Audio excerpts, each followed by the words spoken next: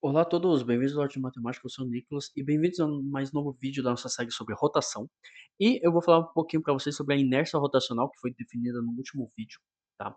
Então, no último vídeo eu falei para vocês um pouquinho sobre a energia cinética de rotação, né? E a gente caiu num termo que era uma soma, né, de todos os pontos mi vezes r ao quadrado, porque justamente a velocidade ela é variável quando temos uma rotação. Perdão, meu microfone caiu. Né. E eu falei para vocês que esse termo aqui um pouquinho complicado é o que a gente chama de inércia rotacional e que a gente vai aprender a calcular nesse vídeo, beleza? Então, nada mais fácil para entender o conceito do que exemplos, então esse vídeo não tem muita teoria, tá? O próximo vídeo vai ter um pouquinho de teoria. Nesse vídeo eu vou realmente aplicar em um exercício simples, tá? E antes de aplicar nesse exercício, eu tenho que explicar que isso daqui é uma forma discreta, né, lembre-se em física, toda vez que vocês têm uma somatória, é uma forma discreta. Infelizmente, a vida real, poucas coisas são discretas, muitas coisas são contínuas, o que para quem gosta de fazer cálculo é muito bom, mas para quem não gosta sofre um pouco, beleza? Então isso daqui é interessante a gente escrever isso numa forma integral, beleza? Então como é os MI que vão variar, então o nosso elemento diferencial vai ser um elemento de massa, beleza? Então, toda vez a gente tem um elemento de movimento dx, dy, dz, por que não ter um elemento de massa pequeno, dm, beleza? Então, a gente pode escrever isso como, né, então, I contínuo vai ser igual a integral, né, então lembre-se, a integral é uma série de somas, né, que tendem o espaço dos retângulos tende a zero, então vai ser a integral de r ao quadrado vezes o nosso elemento de massa que vai variar, que é o nosso mi, beleza? Então eu vou fazer um exemplo em discreto, um exemplo em contínuo, bem simples, tá? Só para vocês entenderem os conceitos. E no próximo vídeo a gente vai ver um teorema que vai nos ajudar bastante nos cálculos, mas ele é um pouquinho complicado de demonstrar.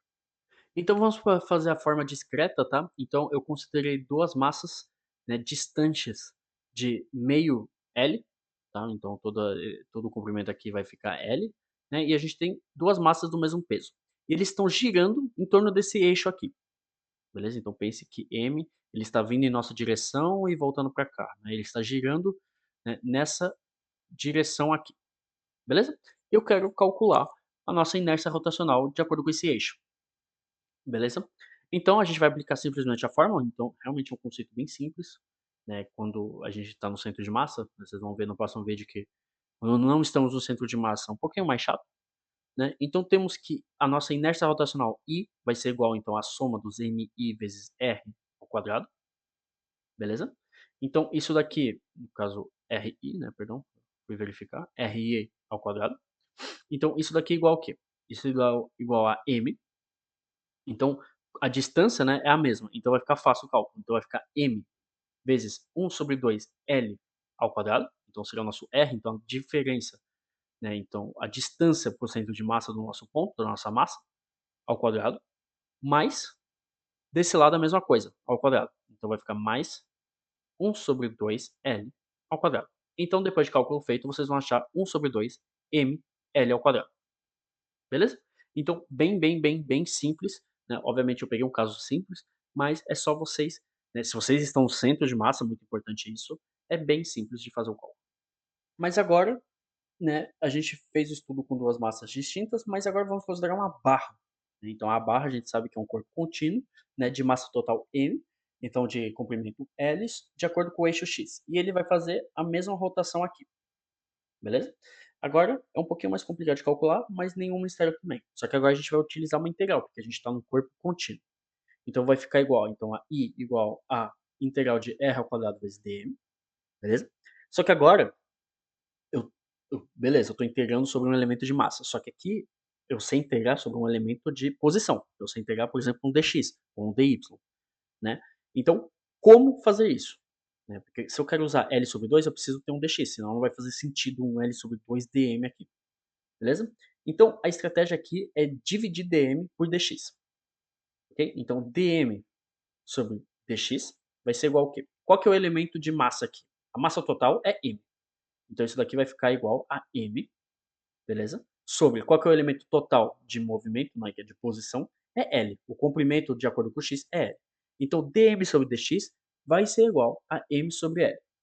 Beleza? Então, agora a gente isola dm. Então, isso implica que dm igual a m sobre L vezes dx. E agora a gente faz a nossa mudança de variável.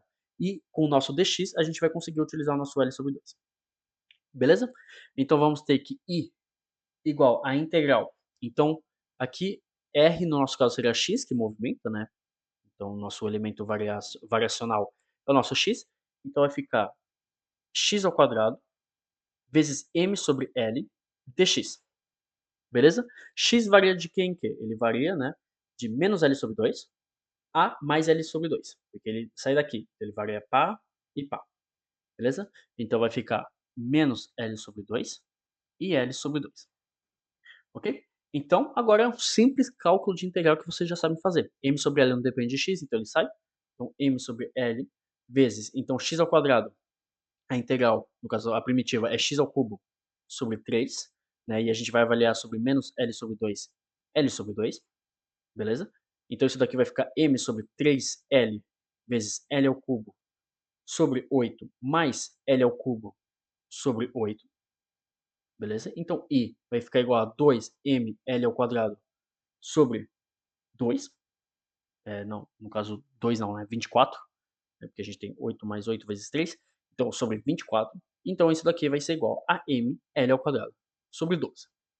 Ok? Então eu fiz o cálculo rápido, porque eu, né, costume, e eu também já tinha feito antes, mas façam com calma, né, cuidado com as potências. Vocês vão achar que, né, a inércia rotacional de uma barra metálica, de acordo com o seu eixo de rotação, né, se a gente está no seu centro de massa, é mL ao quadrado sobre 12. Isso daqui é um resultado que vocês vão ver muitas e muitas vezes.